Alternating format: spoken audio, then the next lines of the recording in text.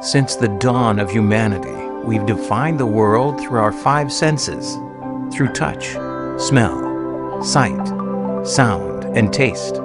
We've used these five senses to understand, define, and give meaning to reality. From this effort to understand and give life meaning, we created organized religions. These belief systems tell us that there is a creator, usually male, who exists separately and above us. This all-knowing being created us and this world, and because of this, we are indebted to him. Today, let's ask some different questions. What if the use of our five senses has limited our understanding to the true nature of reality? What if our Creator doesn't exist above us, but exists within us? Imagine if humanity itself was actually God, dividing itself into particles of experiences through the multitude of minds, individuals, and lives that have existed. What if we are God's version of the five senses? In other words, what if God is experiencing the world through us, just like we experience the world through our five senses? These questions change the nature of reality, and it's not what the books of organized religion want you to believe. Think about this for a moment. If we're God's senses and also particles of God experiencing His own creation, then shouldn't we be able to use some of the abilities and senses associated with God? The answer is yes.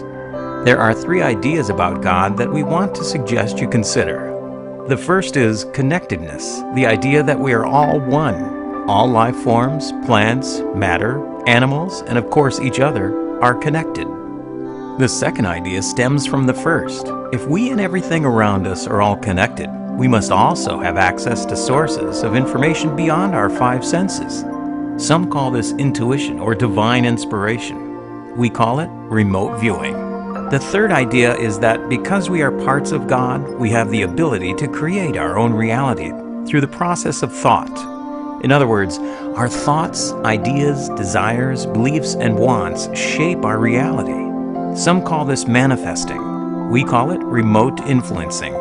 There are those who would call this blasphemy. But what if these ideas were actually true? How would this impact the nature of reality and the human experience? How would it, for example, change the way we fought war? Would we fight them at all? How would it impact the way our governments operated, or the way our schools were run, the way we ran businesses, or treated the earth? And for you personally, how would this understanding of the nature of God change the way you behave as a parent, a friend, a lover, or neighbor?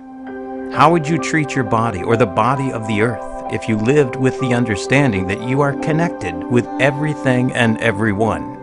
Join us for an online conversation with Gerald O'Donnell on the nature of reality, the ideas of connectedness, remote viewing, and remote influencing.